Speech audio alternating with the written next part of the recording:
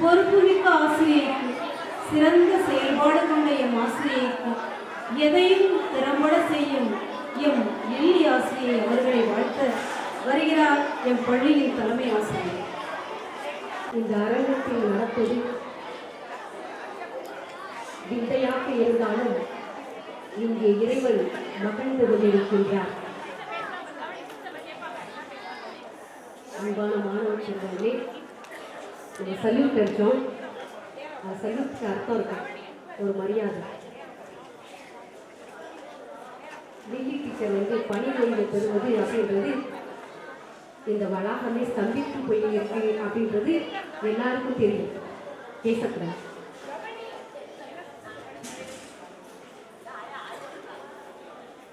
சாப்பாட்டு அறையில் இருக்கிறவங்க தயவு செஞ்சு நீங்களும் செய்துதான். மேலே யாரும் பேச வேண்டாம். நாங்கள் எங்கள் டீச்சரை இழக்க தயாராக இல்லை.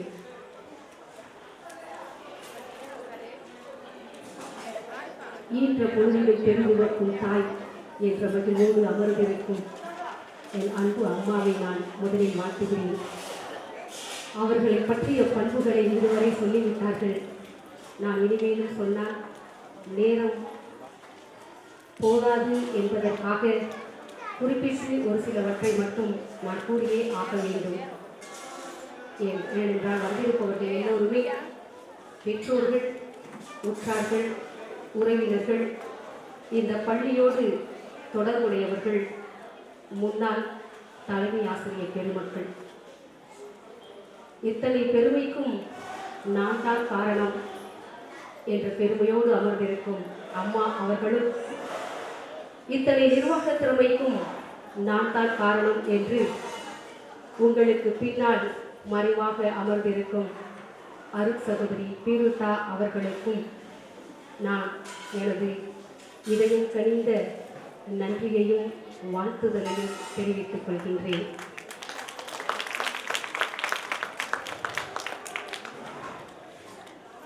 இப்போ நடந்த இந்த நிகழ்வு மாதிரி ஏகப்பட்ட நிகழ்வுகளை நிகழ்த்தியவர்கள் என்னோடு என் கையோடு கைகோர்த்து பணி செய்த ஆசிரியை லில்லி அவர்கள். அவர்களை இழக்க நான் மட்டுமல்ல, எந்த தலைமை ஆசிரியையுமே வரமாட்டார்கள்.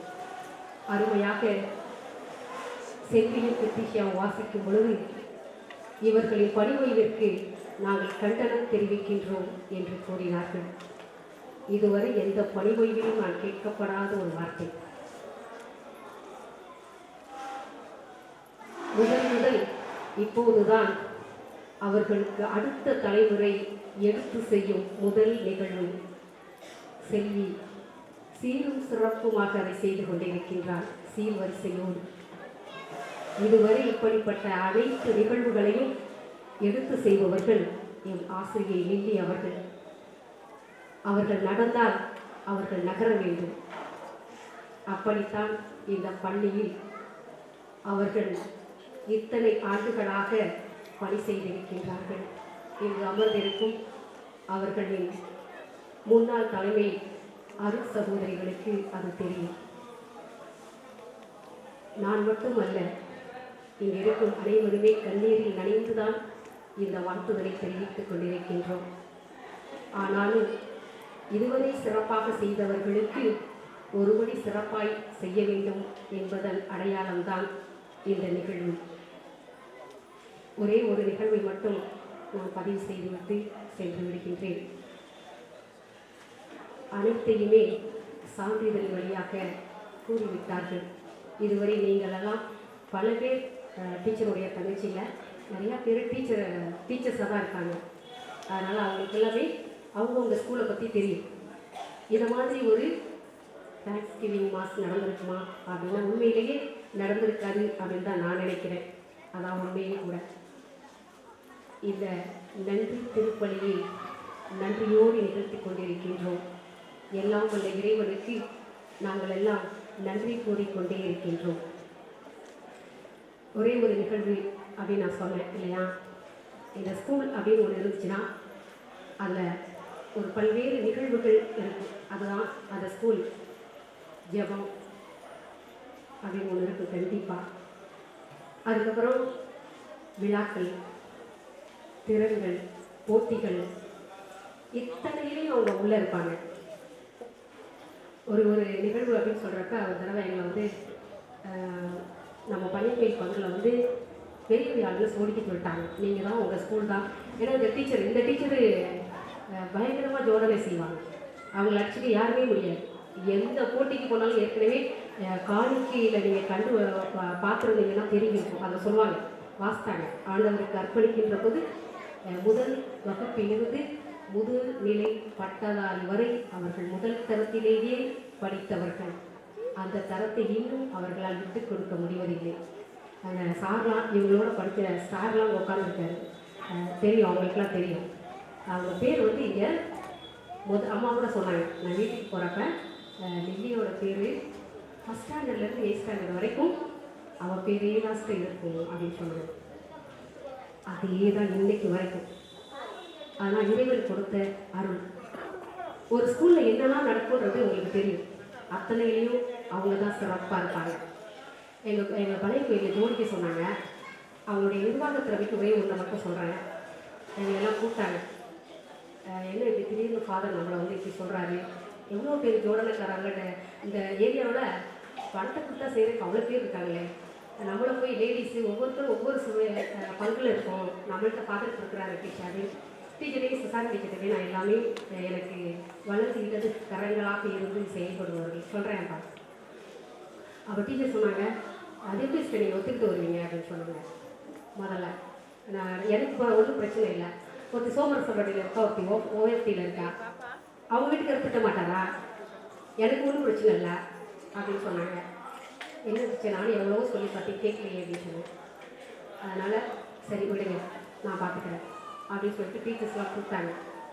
நான் சொல்கிறத நீங்கள் எனக்கு செஞ்சு தரணும், சரியா? இந்த ஒரு தடவை தான் நம்ம செய்வோம், அதில் சிறப்பாக செஞ்சிடுவோம். எது ஒன்று செஞ்சாலும் அதில் ஒரு சிறப்பு இருக்கும். இந்த ஒரு தடவை தான் செய்கிறோம், அதில் ஒரு சிறப்பாக செஞ்சிடுவோம் அப்படின்னு சொன்னாங்க. பிள்ளைங்க உட்காருங்களா, அந்த பெஞ்சு, அந்த 2 பெஞ்சிலையும் நீங்கள் 2 பேரும் வெள்ளை துணி போடணும். அதில் நல்ல ஒயிட்டாக இருக்கணும், சும்மா அழுக்கெல்லாம் இருக்கக்கூடாது. அதை வாங்கி புது துணி வாங்கி காசு செல்லப்படும், கோயிலுக்காக செல்லப்படும். இந்த ஒரு தடவை பண்ணு. அதில் நல்ல சின்ன சின்ன ரோஸ் இருக்கும், அந்த 2 அதை சுற்றி நம்ம போடணும். இந்த மாதிரி ஒரு ஏரியா ஃபுல்லும் நாங்கள் கவர் பண்ணணும். அது ஃபுல்லுமே நீங்கள் பெஞ்சு போட்டு துணியை போட்டு ரோஸ் சுற்றி போட்டுட்டு நீங்கள் போயிடும், நான் பார்த்துக்கிறேன். இதை மாதிரி 2 பேர் வாஸ் வைக்கணும். 2 பேர் வந்து கோபியை கூப்பிட்டு, கோபி எனக்கு ஜீசஸ், கோபி வந்து எங்களுக்கு வந்து இந்த மாதிரி நடக்குதுன்னா அதுக்கு கோபி ஒரு காரணம். கோபி இங்கே இல்லை, கோபி அண்ணன் இருக்காங்க. கோபியை கூப்பிட்டு எனக்கு ஜீசஸ் வேணும், தமிழ் சைடு இருக்கணும். இங்கே என்ன ஜீசஸோ அது அப்படியே அந்த சைடும் பெரிய ஃப்ளக்ஸில் அப்படி வைக்கணும். அந்த பெரிய நக்கரனையும் அது கூட நாங்கள் வைப்போம். அப்போ ஜெபிக்கிற மாதிரி இருக்கணும். அவங்க அங்கே ஒரு ஆர்டர். இன்னொரு டீச்சரை கூப்பிட்டுட்டு எனக்கு வந்து 4 தூண்லையும் நீ என்ன இடம் வைப்பியே தெரியாது, அது மரமாட்டம் நிற்கும். அது வந்து இயற்கை சூழலில் ஜெபிக்கிற மாதிரி இருக்கணும். இது மாதிரி ஒவ்வொரு டீச்சருக்கும் என்ன டீச்சர், எனக்கு இந்த வேலைக்கு எனக்கு சம்மந்தமே இல்லை அப்படின்னு சொல்லுவாங்க. சம்மந்தப்படுத்திக்க போ அப்படின்னு சொல்லுவாங்க. அப்படித்தான் இப்படி பணி செய்த ஆசிரியர் வீட்டி அவர்கள். நான் சும்மா அவங்க பின்னால் போனால் போகும், அப்படியே வேலை ஜம்முன்னு நடக்கும். இங்கே வரும்போதெல்லாம் எனக்கு வந்து அந்த ஒரு நடுக்கம் இருக்குது. சசாரி டீச்சராக இருந்தாலும் சரி, அது மாதிரி தான் பாத்திமா டீச்சராக இருந்தாலும் சரி, ஜோனா டீச்சராக இருந்தாலும் சரி, லில்லி டீச்சராக இருந்தாலும் என்னோட பணி செய்தவர்கள். இவர்கள் எல்லாம் அடுத்து ஒரு படி சிறப்பாக எல்லாத்துலேயுமே இருப்பாங்க. ஒருத்தருக்கு ஆட தெரியும், ஒருத்தருக்கு பாட தெரியும், ஒருத்தருக்கு படிக்க தெரியும். அத்தனை துறையில் தெரிந்த ஒரு சகோதரி என்றால், ஒரு ஆசிரியர் என்றால் இவர்கள்.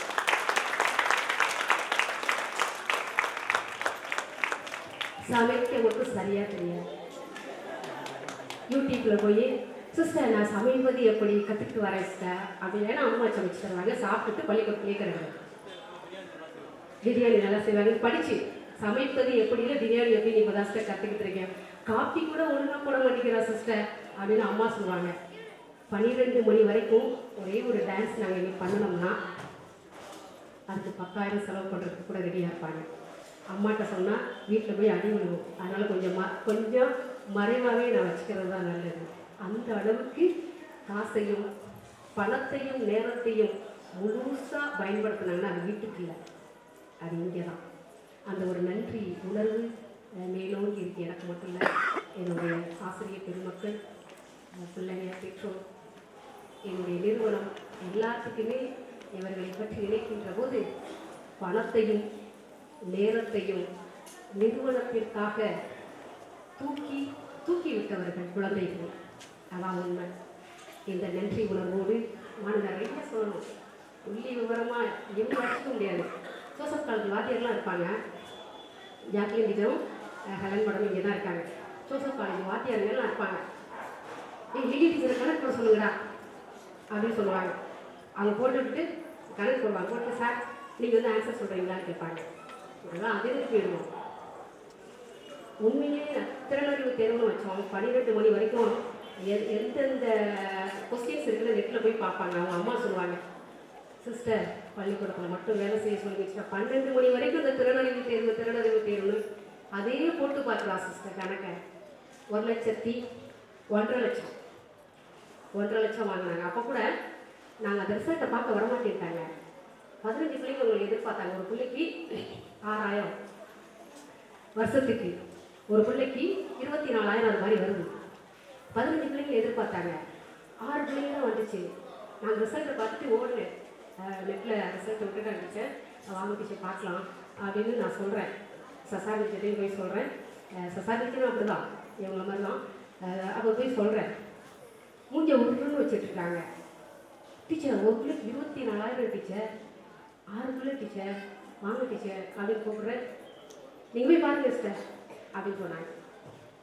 அப்புறமா தான் கேட்குறீங்க டீச்சர் அப்படின்னு சொல்லி கேட்டால் 15 பிள்ளைங்க எதிர்பார்த்துட்டே இருந்தாங்க, நம்மளுக்கு சொல்லிகிட்டே இருந்தாங்கல்ல அப்படின்னு சொன்னாங்க. கொடுத்து வைத்த பெற்றோர் 1,50,000 வாங்கி கொடுத்துருக்காங்க. நெட்லேயே திறனறிவு தேர்வுக்குரிய அத்தனை கொஸ்டினையும் புரட்டி பார்த்தவர்கள். இவர்களால் எப்படி பணத்தை பார்க்காமல் வீட்டில் அமர்ந்திருப்பார்கள்? முடியவே முடியாது. அதனால்தான் நாங்கள் அரசுக்கு கண்டனம் தெரிவிக்கின்றோம் என்று கூறியிருக்கின்றோம். நான் அவங்களுடைய உழைப்பையும் அன்பையும் உச்சக்கட்டத்தில் அனுபவித்திருக்கின்றேன். நெல்லி டீச்சர் இருக்கிறதுனால நான் பார்க்கணும், டீச்சர்ஸ் திட்டிகிட்டு இருப்பாங்க. ஆனால் இந்த ஸ்டேஜுக்கு பார்த்தீங்கன்னா நான் பேசிக்கிட்டே இருப்பேன். அந்த அளவுக்கு நான் அனுபவிச்சிருக்கேன். என்னுடைய அத்தனை ஆழமான அனுபவத்தையும் இறைவனுக்கும் உங்களுக்கும் அம்மாவுக்கும் சிஸ்டர் பியூரிட்டா அவர்களுக்கும் என் முன்னால் அமர்ந்திருக்கும் முன்னாள் தலைமை அருட் சகோதரிகளுக்கும் உற்றார் உறவினர்களுக்கும் எனது நன்றியை தெரிவித்துக் கொண்டு, தொடர்ந்து அவர்கள் பணி ஓய்வு பெறவில்லை, மீண்டும் எமது பணித்தளம் நோக்கி நிறைவாக வருவார்கள் என்ற நம்பிக்கையோடு எனது வார்த்தையை நிறைவு செய்கிறேன்.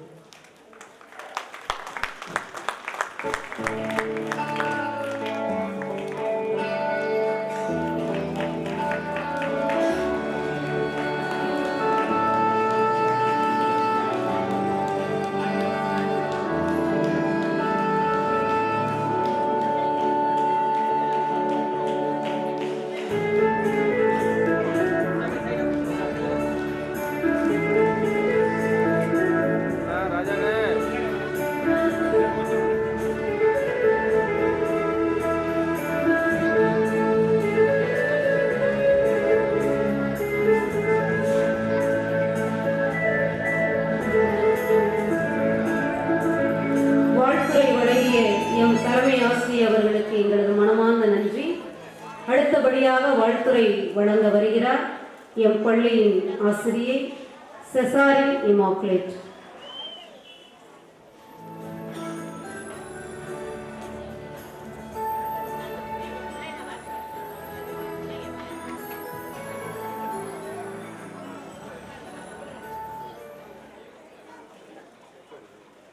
சிஸ்டர், என்னை வந்து ரொம்ப நேரம் வாழ்த்தக்கூடாது, உங்களுக்கு 2 நிமிஷம் தான் தரேன் அப்படின்னாங்க. எனக்கு 2 நிமிஷமாக பத்தாது, நிறையா வேணும் அப்படின்னேன். இல்லை போதும், சீக்கிரம் முடிக்கணும், அதனால் நான் கொஞ்சம் நேரம் நீங்கள் கொஞ்சம் நேரம் பேசுங்க அப்படின்னு என்கிட்ட சொன்னாங்க. அதனால் எல்லா கருத்துக்களுமே நமக்கு ஏற்கனவே வந்துருச்சு.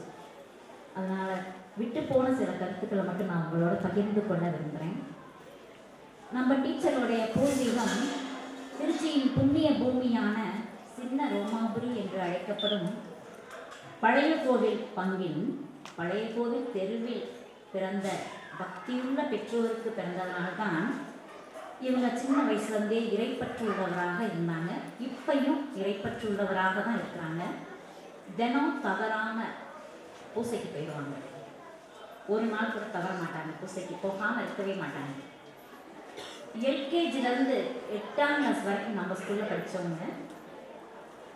நம்மளுடைய முன்னாள் மாணவர் என்பதை அவங்க வந்து நம்ம ஸ்கூலோடைய முன்னாள் மாணவர் அப்படிங்கிறதுல அவருக்கு ரொம்ப பெருமை இருக்கும். எப்பயுமே சொல்லுவாங்க, நான் இந்த ஸ்கூலில் படித்தேன், இந்த ஸ்கூலில் நான் என்னுடைய 58 வயசில் 47 வருஷம் இந்த ஸ்கூலில் தான் நான் இருந்தேன், என்னுடைய கால் இடம் பதியாத இடமே இல்லை, இந்த ஸ்கூல் முழுசும் என்னுடைய காலடிகள் பதிஞ்சிருக்கு அப்படின்னு நம்ம சொல்லுவாங்க. இவங்களுடைய கல்வி தகுதி பிஏ, பிஎட், எம்எட். ஆனால் என்னை பொறுத்த வரைக்கும் இவங்க வந்து எம்ஏ, பிஎட், எம்எட். ஏன்னா எம்ஏ அப்படின்னா மாஸ்டர் ஆஃப் ஆல் சப்ஜெக்ட்ஸ். எல்லா சப்ஜெக்ட்லேயும் இவங்க வந்து புலமை வாங்குவாங்க. முக்கியமாக அந்த அறிவியல் நல்லா நடத்துவாங்க. அறிவியலுக்கு பார்த்தீங்கன்னா அந்த யூடியூப் பயன்படுத்துவாங்க. அந்த செல்ஃபோனில் யூடியூப் எங்களுக்கெல்லாம் கூட முதல்ல தெரியாது. இவங்க தான் ரொம்ப அந்த பயன்படுத்துவாங்க. அது எப்படி நம்மலாம் வந்து அதை டைப் பண்ணுவோம், இவங்க வந்து அழகாக வாயில் வச்சு இப்படி பேசுவாங்க.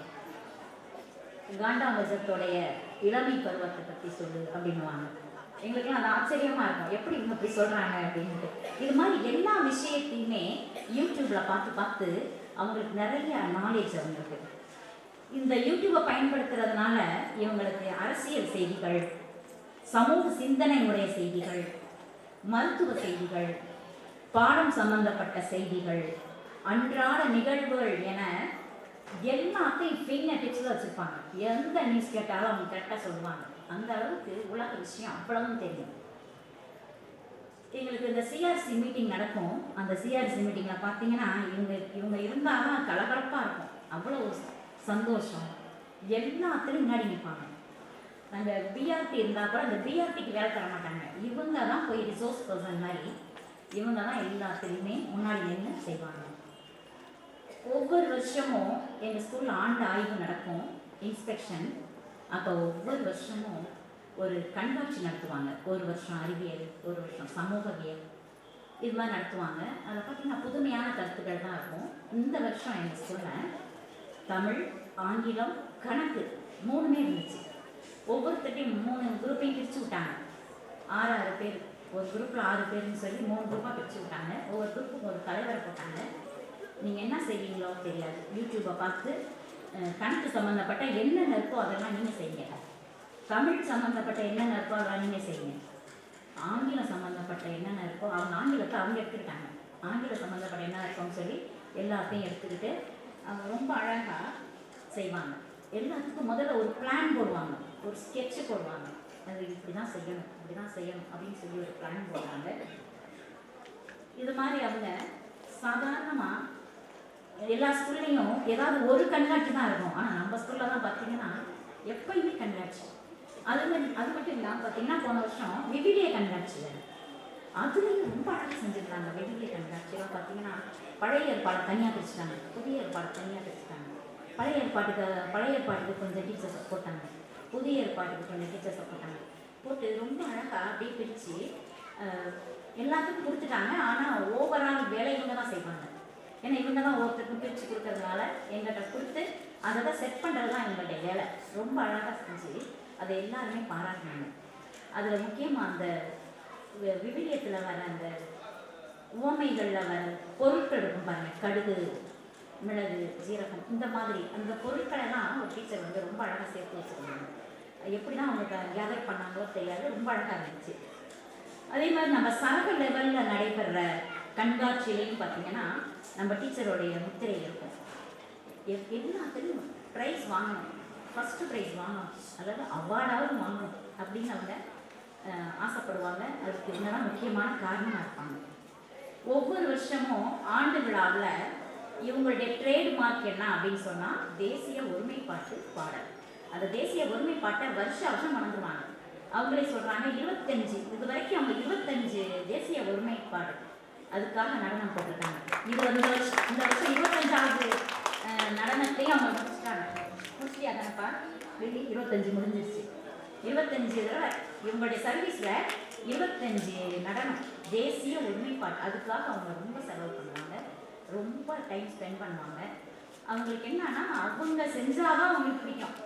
நம்மகிட்ட வேலை வாங்கிக்குவாங்க, ஆனால் அந்த கடைசி ஃபினிஷிங் வந்து அவங்க இருக்கணும், அதுதான் அவங்களுக்கு. அது இந்த நடனத்துக்காக ராத்திரி முழுசு யூடியூப் பார்ப்பாங்க. நிறைய அந்த யூடியூப்பில் பார்த்து என்னென்ன கண்டுபிடிக்க முடியுமோ கண்டுபிடிச்சி அதில் எல்லாத்தையும் இவங்க முதல்ல புரிஞ்சுக்கணும். புரிஞ்சுக்கிட்டு அதுக்கப்புறம் தான் அந்த நிகழ்ச்சியை நடத்துவாங்க. அவங்க நிகழ்ச்சி முழுசுமே எல்லாமே பெஸ்ட்டாக இருக்கும்.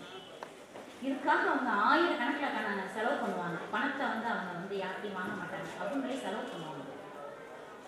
எல்லாரும் ரசிக்கிற மாதிரி இருக்கும் அந்த நிகழ்ச்சியெல்லாம். போன வருஷம் கூட 8ஆம் கிளாஸ் மாணவர்களை வச்சு ஒரு தேசிய ஒருமைப்பாடு நடனம், அது ரொம்ப அழகாக இருந்துச்சு. அந்த தேசிய கொடி கலர்லேயே பசங்களுக்கு பெயிண்ட் அடிச்சு விட்டுருந்தாங்க. பச்சை கலர் பெயிண்ட்டு, அது ஒரு 6-7 பாய்ஸு, வெள்ளை கலர் பெயிண்ட்டு, அப்புறம் சிகப்பு கலர் பெயிண்ட்டு அப்படின்னு சொல்லி பெயிண்டெல்லாம் அடித்து விட்டுருங்க. இந்த கலையிலேருந்து காலி வரைக்கும் அப்படியே பெயிண்ட் அடித்து விட்டு ரொம்ப அழகாக அந்த நடனம் ஆடினாங்க. ரொம்ப அழகாக இருந்துச்சு. அது சரி, அந்த ரொம்ப அந்த நடனத்தை வந்து நம்ம யூடியூப்பில் பார்த்துருக்காங்க. அதை பார்த்துட்டு அதில் கொஞ்சம் வித்தியாசம் பண்ணி செஞ்சாங்க. அந்த நடனத்துக்காக மட்டும் தன்னுடைய சொந்த செலவு 10,000 ரூபா செலவு பண்ணியிருக்காங்க. அந்த நடனத்துக்கு மட்டும் ஒரு 5 நிமிஷம்னா அந்த நடனம், அந்த 5 நிமிஷத்துக்கு அவங்க 10,000 ரூபா செலவு பண்ணி அதை செஞ்சு எதனாலும் நம்ம சிறப்பாக செய்யணும் அப்படின்னு ஆசைப்பட்டாங்க. ஒவ்வொரு வருஷமும் டீச்சர்ஸ் டே கொண்டாடுவோம் நாங்கள். அதில் பார்த்தீங்கன்னா டீச்சருங்களுக்கெல்லாம் புதுசாக விளையாட்டு கொண்டு வருவாங்க. எல்லாம் அந்த யூடியூப் பார்த்தா. எங்களுக்குலாம் அந்த யூடியூப் இப்போ தாங்க நாங்களே கற்றுக்கிட்டோம். ஆனால் அது எங்களுக்கு முன்னாடியே அவங்க அதெல்லாம் பார்த்துருக்காங்க.